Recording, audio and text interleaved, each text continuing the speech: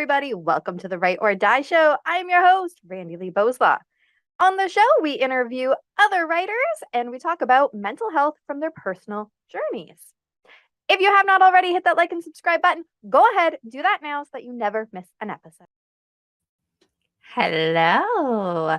Welcome to Wednesday morning, unless you're somewhere else and it's not Wednesday morning, but it's Wednesday morning here. So that's the kind of mood I'm in today. With us today, we have Alison McBain. Hello. Hi, nice to be here. Thanks for having me on. And tell everybody where you're visiting us from.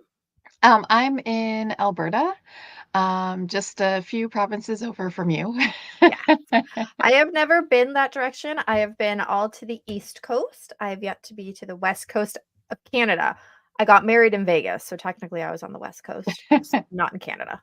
But yeah, one day my uncle lives in British Columbia. So I said to him when he was visiting earlier this month, because it was my grandpa's 85th birthday, I said, I think next summer I'm just going to come to your house for a little bit. And he's like, well, I'm really far, like I'm an hour and a half away from any major city. I'm like, okay, so that's like to Toronto from here. Like that's not a big drive. I'm like, that's fine. It's still going to be cheaper staying at your house than staying in a hotel there. Yeah, definitely. Although I must say right now, unfortunately, we're having the wildfires again. So probably earlier in the season would be helpful. That's a good tip. That is a very good tip to Yeah. have. Yeah, last year there was crazy wildfires out this way too. It was the first summer in 36 years of my life that we actually had wildfires close enough to here where we had all the smoke and stuff, and it was like, don't go outside. And I was like, wow, this is what the West Coast has pretty much every year. That's insane. Yeah, unfortunately. Although we've been pretty lucky so far up until this recent heat wave that we've been having. So Okay. Well, that's yeah, good, it's I been nice guess. until then. Yeah. Okay. Take what we can get, right? Mhm, Okay. So definitely. tell us, other than the fact that you are a fellow Canadian, living way out there, tell us a little bit more about who the heck Alison is. Well, for writing wise, I actually started writing when I was 4. So I've pretty much been writing my whole life. But yeah, I was actually born in Alberta, but grew up in California and Oh, moved to the east coast of the US, the Northeast, when I was in my 20s. Um, yeah, married, had kids. I have 3 daughters, and now 2 cats. only Keep me up two? at night. Oh my goodness. So before we got started, we were talking about cats. So everybody knows that I have cats. But at my office right now, like not in my office, but like across the hall, there are 6 little kittens. And they are just the Aw. and their mama, and they are just the tiniest because they'll be 5 weeks old this week, so they can't leave her yet, right? And they're just like the tiniest little things, and every time I'm like, "Oh, I need to take a pee break. I'm gonna go pee up front." And then I go and play with the kittens, and I'm like, "Oh my god, you guys are so tiny." Oh my goodness, they're little fuzzballs at that age. They're so They cute. are, and, like, the mom is a tortoiseshell, like, for colors, right? And yet she had 2 orange, t 2 tortoiseshells, or no, 3 tortoiseshells, but one is almost totally black with just a hint of orange on its ear, and then a tabby. I was like, "Where the heck did the tabby," like, I could see the orange because there's orange in your fur, but, like, where the heck did this tabby come from? Must have been from the dad's side, I guess. I mean, could have been. Right? So, anyways, I digress. Back to who Alison is. So you've got you got 3 daughters, you got 2 cats. Yeah, and, stayed on the East Coast, in the US for 11 years, 12 years? More than that, maybe. No. Yeah, 15 years. Oh my goodness, time flies. It really does. I know I always Yeah. go, "Oh, I've lived in Welland for, like, a couple years." I'm like, "Wait, my kid's almost 18." So, like, Yeah. 17 years. All of a sudden, it's double digits. No, it's insane. Like, time literally just where'd it go? What happened? I'm not even gonna say it flies, like, it just disappears. Yeah. I mean, my oldest is now a teenager, and my middle child is almost a teenager. So I'm like, oh man. Oh, my youngest is almost not a teenager now. Oh, But yeah. then I have a grandbaby who is now he'll be 5 this year. My goodness. Wow. Everything is so cute today, apparently. Yeah, anything else that we need to know about who you are? Well, I decided a couple years ago after the pandemic, I was like, you know what? Now is a good time to uproot the whole family and move to Canada. Oh, wow. And So how we did the did. kids take that?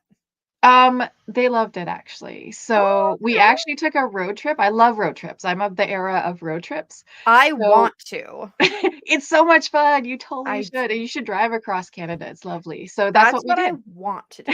Yeah.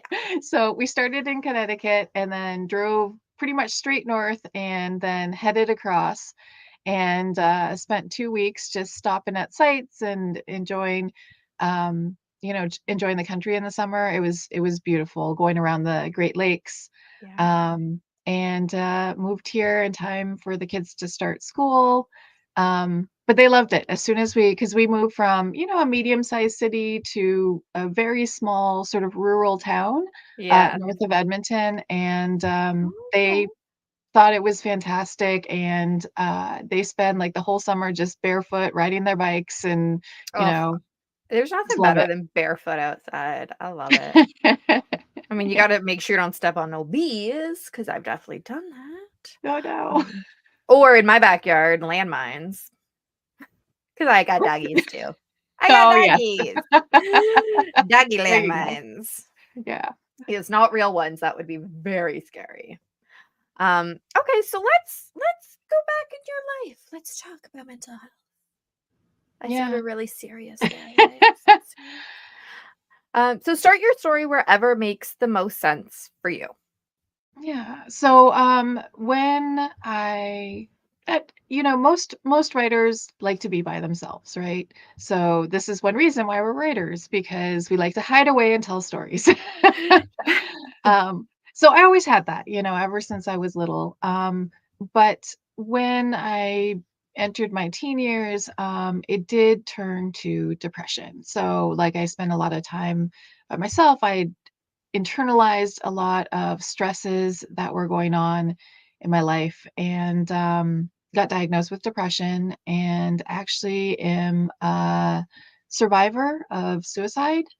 And so I went to very dark places during that time. But uh, from there, I learned what were the triggers for it. I learned how to stay, I guess, even, and take care of myself. And Okay, that's so the number how one did you thing. learn that? Mostly through trial and error. um, but the number one thing that helps is staying busy, I guess. And Mhm. that sounds very trivial, but it's sort of true, because I think one thing with depression is if you have too much time to think, your mind sort of spirals, you go down really dark rabbit holes. And so for me, if I am constantly on the move, on the go, doing things, writing, I'm also an editor, editing, and playing with my kids, playing with my cats, like, as long as I'm go, go, go, I'm okay. And then if Yeah, I your have a brain quiet doesn't have moment, time. yeah, Yeah. exactly. But then if I have a quiet moment, then I'm more able to cope with it. And also, the older I get, I am, I won't say my age. I say I'm forever 29, and my kids know that by now. But Oh. um, I feel like the older you get, when you're young and your brain is still developing and you're going through, mental health crises, you don't know the triggers, you don't know the warning signs. So before you know it, you can be in a very dark, deep place Mhm. and not know how to get out. So the older I got, the more I was able to recognize the signs and symptoms. Okay, I'm going in a spiral, I'm going downwards. I need to stop myself right now and just take a moment and do self care. Um, so I feel like, the older you get, the more you can recognize yourself in multitudes, not just when you're in depression, but just when you're Yeah. happy, when you're having a good moment too. So you know yourself better, which is Yeah. a benefit of age. There are a lot of drawbacks. That's one of the good things about getting older. Yeah, yeah, definitely. But that's a good one. I think as you were saying, you get to know yourself better. I mean, obviously it's true, but what I thought of was how one of the things I had to work on in therapy as an adult, because that's an important part of this because I think we take it for granted, um, is the fact that identifying how we're actually feeling is really difficult. The first question she always asked when I went in her office, "Oh, how you feeling?" And I go, and I've told this story on the show before, so deal with it, everyone. It's a good lesson, all right? And I would say, "I'm fine." She'd be like, "Well, fine's not a feeling, so try again." I'm like, "Oh, crap." And I literally like she literally had to give me a chart of feelings and I could be like, "Oh yeah, I'm here in this one over here."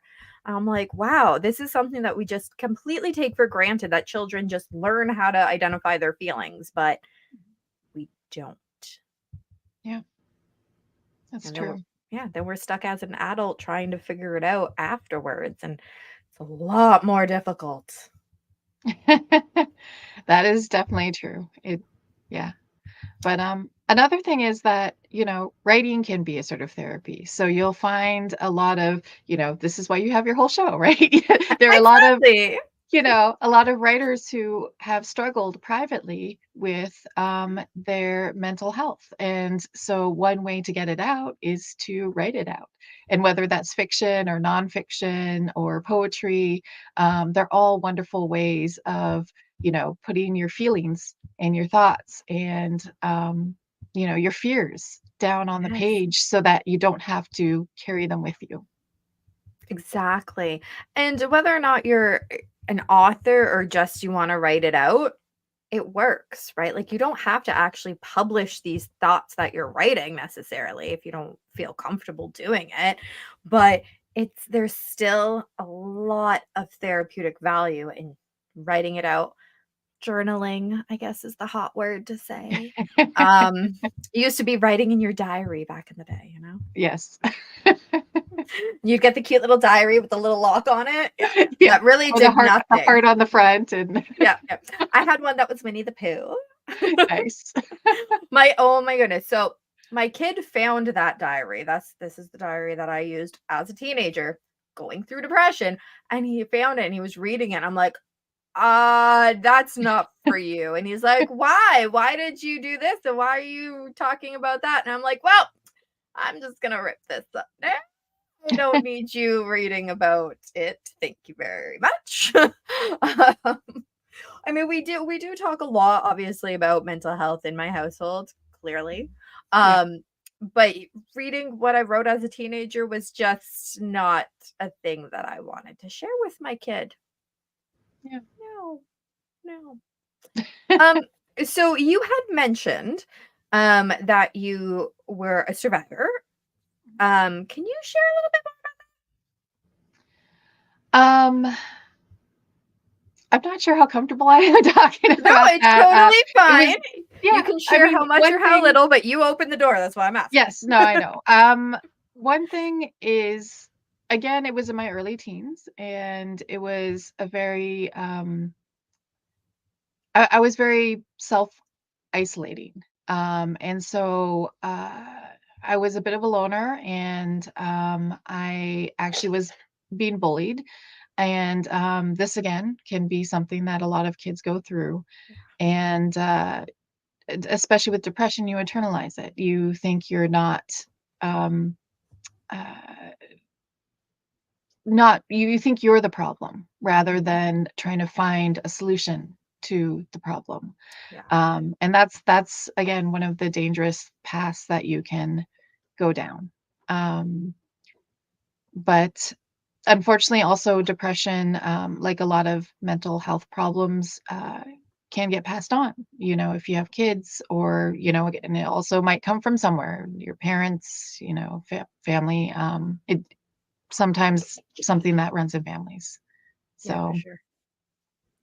Yeah, it's really hard. And you had mentioned, you said it before, a lot of writers, we like to be by ourselves and then, self-isolating. So it has this, it's that fine line, I guess, that we have to find where it's like, yeah, I like being by myself, but not actually self-isolating to the point that it's detrimental.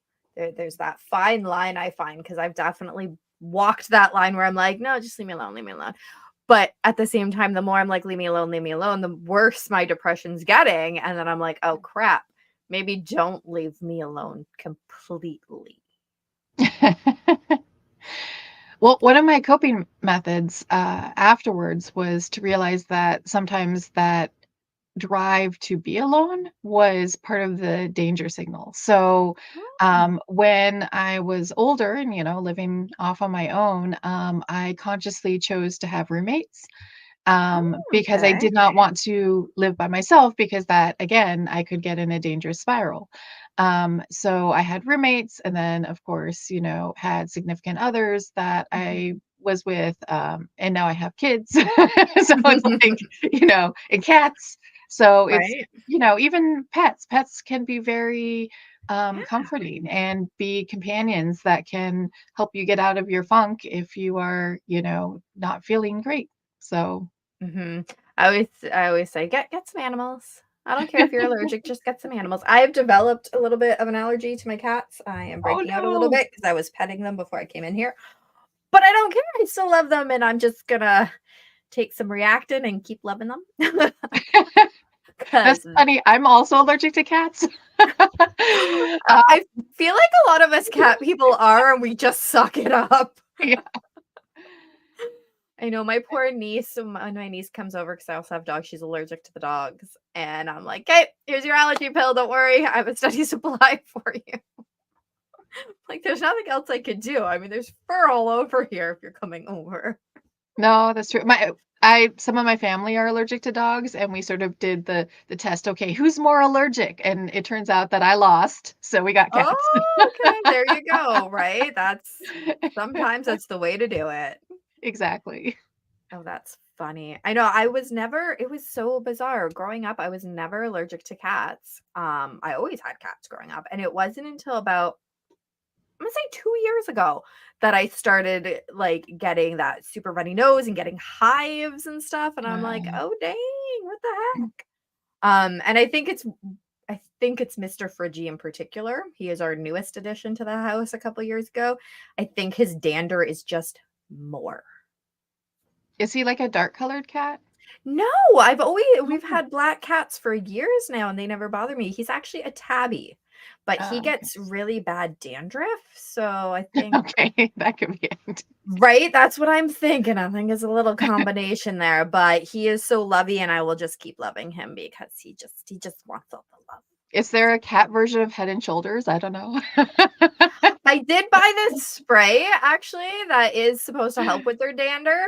They absolutely hate it because it makes them wet, but Oh, I do it yeah. anyways because you need it. Like, sorry guys, I'm taking care of you. I love you. Um, I could just have a whole show about cats, honestly. They're the best. So you've talked a little bit about different coping strategies and learning a little bit about yourself. What do you find was the biggest help or turning point for you? Um, it's hard to pinpoint, because any sort of mental health struggle, even if you find something that works, it doesn't always work 100% of the time. So, whether you're on medication, or you're doing therapy, or you figure out coping strategies of your own, um, it's not going to be 100% effective. It will come back, whatever you're struggling with.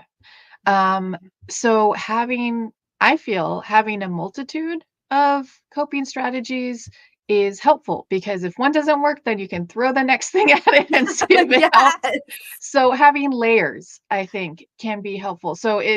I feel like I have a lot of friends who have their own mental health struggles, and having one layer of, if they depend on medication, for example, and then the medication isn't working, then they don't have a fallback, then they spiral. So for me, it's having those different things. Number one, recognizing when perhaps I'm going Mhm. down downhill, and then also, taking that self-care, making sure I spend time with friends and family, um, verbalizing that, okay, Mm. to my loved ones, like, I'm feeling this right now, so just I need to do a few things for myself. And they understand, they know that this is something that I have dealt with my whole Yeah. life, and they're very supportive. um, Having, people that I can talk to is very important. Um, and sometimes just saying, you know what, screw everything else, I'm just taking a day, right? you Right? know Yep. and that's hard in our modern society, Mhm. especially I'm a freelancer, I work for myself. So it's hard to I always like to say that that means I have both the best and worst boss, depending on the day. Right? Yep. And there is So no paid sick days then. yeah, there's not. So it's hard to take a day off. It's hard to say, you know what, I just need to drop everything. I know I have deadlines, and just take a day, because if I don't, it's only going to get worse. Yeah. Um, so having that layered strategy, I think, is key for anyone who's dealing not just depression, but other mental health, Yeah. situations. I like that. That is something that I mean, a lot of people have mentioned, you need to have multiple coping strategies, but I like how you worded that with the layers. Um, okay, anything that you would say, I always like to ask, what is your piece of wisdom? And I mean, you just kind of gave us one, but I'm going to ask the question anyways. What is your piece of wisdom for somebody? I'm going to say a teenager because that's often when depression hits, especially if we're talking about bullying and different things like that. It can be absolutely horrendous. That's why I skipped a lot. Um, so what is your piece of wisdom to those kids, those teens right now that are like, everything that they're telling me right now is obviously true and I'm the problem? Um, See, the hard thing is about that age is the number one helpful thing that someone in that situation can do is reach out for help. And that is also the hardest thing, because for depression, you turn everything inward. But the cure, that not cure, there is no cure, but the solution to deal with it is to actually reach out from yourself, because you're not finding the answers in an echo chamber, which is what you are. You are just reinforcing the negative feelings and that are helping you spiral downwards. So the number one thing would be to reach out for help. And unfortunately, a lot of times it's not the individual, especially at that age. Everything is they don't know anything, right? I didn't know anything at that age, We right? think we And know everything. yeah, but everything is a scary, dangerous place, and you don't want to ask for help, because then what if they don't believe you? What if they don't, take you seriously? And there is some of that too, unfortunately. Um, Mhm. but the if someone is struggling with depression, I think one thing that helped save me was someone noticed on the outside, and that is a terrible thing, because what if no one does notice? It's hard Mhm. for someone struggling with depression to reach out themselves. Yeah. So I don't know. It's sort of a catch 22. Oh, for But sure. And I as feel like someone, oh, sorry. oh, I was just gonna say, I feel like when you're talking about having somebody notice, that person has to know you in order to Yeah. notice there's something different. And as we talked about previously, that self-isolating behavior happens. So does does anyone know you well enough to take notice? So I guess my number one piece of advice is for people who have gone through this and are now adults like me and you, is to look out for others. And this is something that I like to do. And granted, there's only so much I can do for other, other kids, my kids' friends and things like that. But if I notice something, I'm much more likely to say something and talk to their parents, or Yes. for my own kids, I can recognize, you know, hey, this might be something that we need to talk about. So having gone through it, my number one advice is yes, I'm on the other side to a certain extent. But that means that I know what I went through, and I'm in Yes. a better place to help others who are going through it also. So I think it's a network. I think it's Yeah. um, people who have had and are continuing to have mental health issues. Um, you're not alone. Help others, and that actually helps you too, Yes. at the same time. I love all that.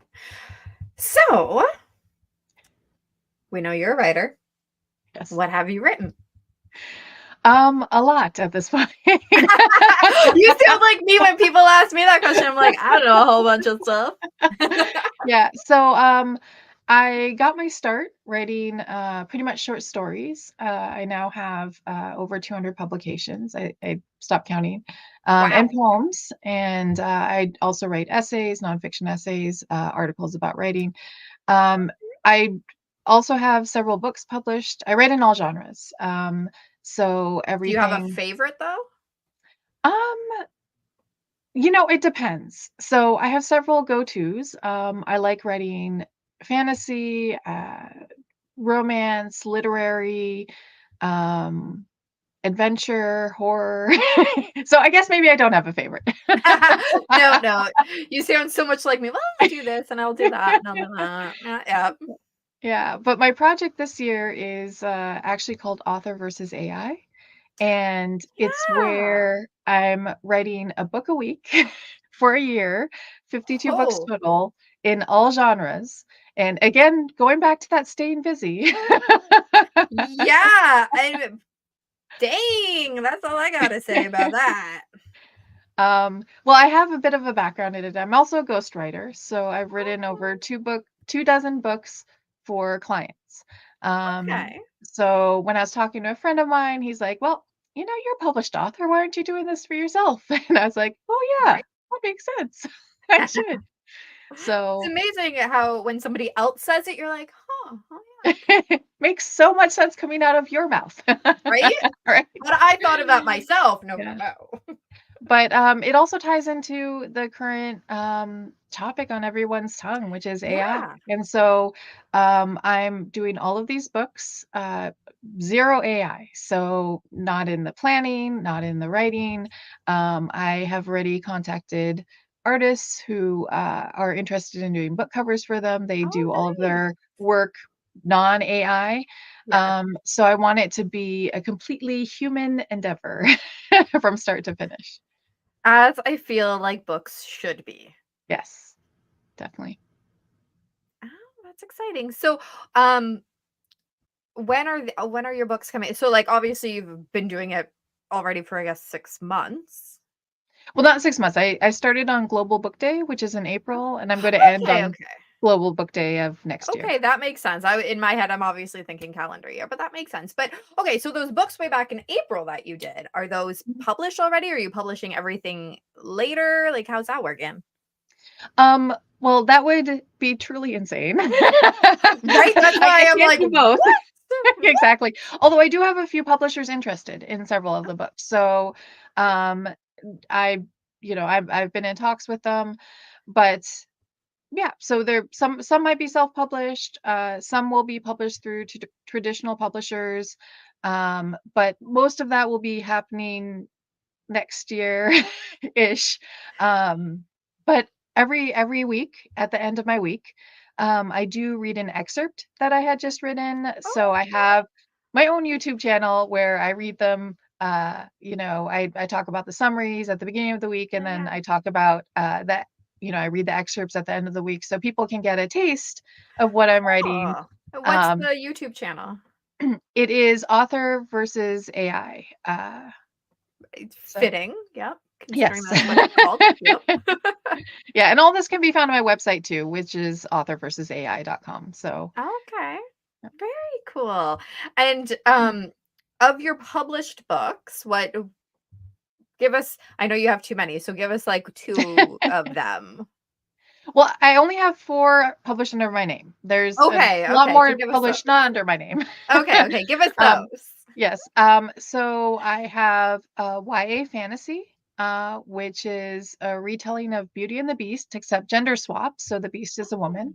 Oh, okay.